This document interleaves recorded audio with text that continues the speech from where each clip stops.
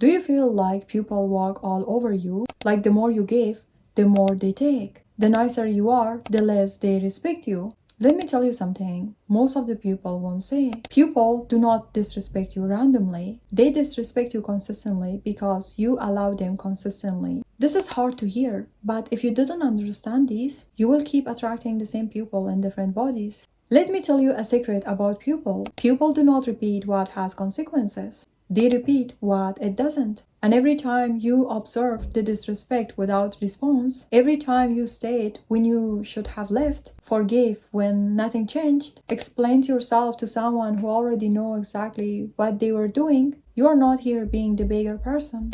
You are just teaching them that you are safe to hurt.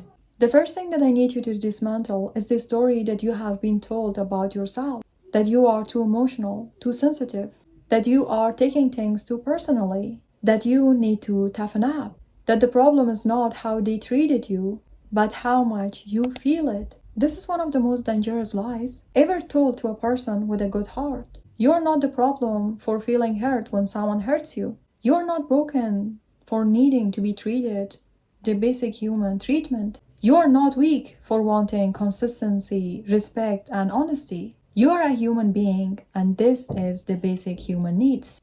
And the people who told you those were too much were simply people who didn't want them to meet them. There's actually a difference between being too sensitive and also being unprotected. Sensitive means you feel deeply. That is a gift. That is what makes you capable of real love, real empathy, real connection. Unprotected means you have no walls around what matters to you. That you have left the door to your peace wide open and handed the key to the people who never deserve it. The goal it is not to feel less, the goal is to protect more, to feel everything and still have the wisdom to know who has earned access to you.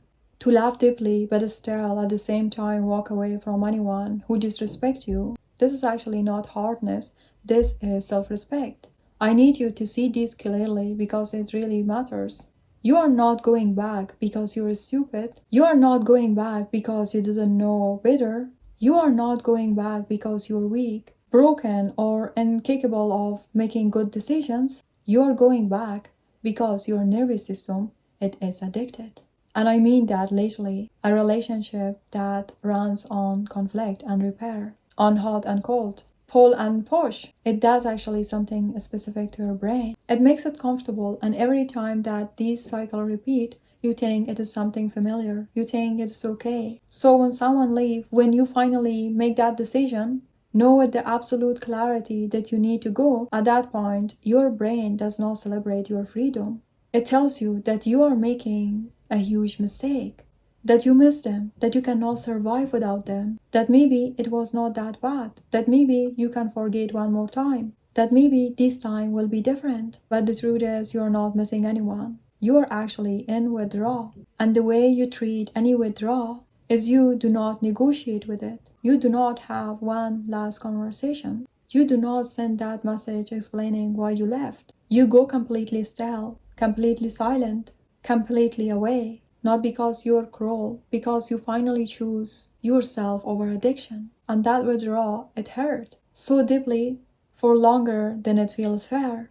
But on the other side, you will feel something that you forget was possible. Quiet, peace, the specific kind of peace that comes from not waiting for the next explosion, from not spending your mental energy to manage people. I think this part is more important and you need to hear it. When someone hurts you, when someone crosses a line that they know that they were crossing, then at that point, you do not owe them any explanation for your leaving. You do not owe them closure. You do not owe them a conversation where you laid down exactly what they did wrong and gave them the opportunity to twist your words, reframe your reality, and make you doubt what you experience. Because when something happens and when you don't react at that point, people can really manipulate you.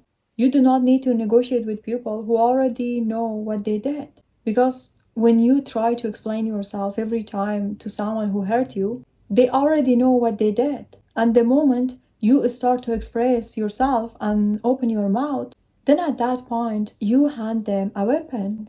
They will tell you that you are overreacting, that you misunderstood, that you are too sensitive, that you always do this, that if you really love them, then you would see it differently. And slowly, without thinking, you stop talking about what they did and start defending yourself for reacting to it. This is manipulation, and it works because of you. You gave them the opportunity to work by standing in the conversation. The most powerful thing that you can do when someone crosses a line, it is to not argue. It is go silent and then go. Not to punish anyone, not to teach anyone a lesson, not to make anyone to regret anything, because you already know what you experienced. You know what it cost you, and you do not need their acknowledgement to make it real. Your reality is yours. It does not require their validation to exist. And the moment you stop seeking that validation, stop needing them to admit what they did before you allow yourself to leave, you take all of your power back. Here is something that I actually need you to bear in mind. The potential you see in someone, the version of them that you are holding on to, the person they could be, the friendship can be ruined if you did this or that. The relationship, it could become if they would just try a little harder, care a little more, be a little more consistent. That is not them, that is actually you. This is your capacity for love being projected on the pupil who has not earned it, filling in the gaps that their character left empty. And you're the person who is defending the potential, fighting for it, pouring yourself into it, into becoming someone who you need them to be. People change when they only decide to change. When the cost of staying the same becomes higher than the cost of growth. When something inside of them change genuinely, completely, for their own conviction, not because you loved them hard enough, not because you were patient enough, not because you finally found the right words. You cannot do the work for someone, and exhausting yourself trying, it is not devotion, it is self-abandonment. The moment you stop trying to convince someone to value you, all that creativity, all that beautiful capacity for love, the one that you spend it in friendships and relationships and pour it into yourself, at that time your entire reality begins to shift. Because at that point you stop being someone who is managed and start being someone who chooses. You stop orbiting around someone else's inconsistency and start building something of your own. And at that point you can live a life that is too full, too deeply rooted in yourself. Yes, it is the time that you come back to yourself.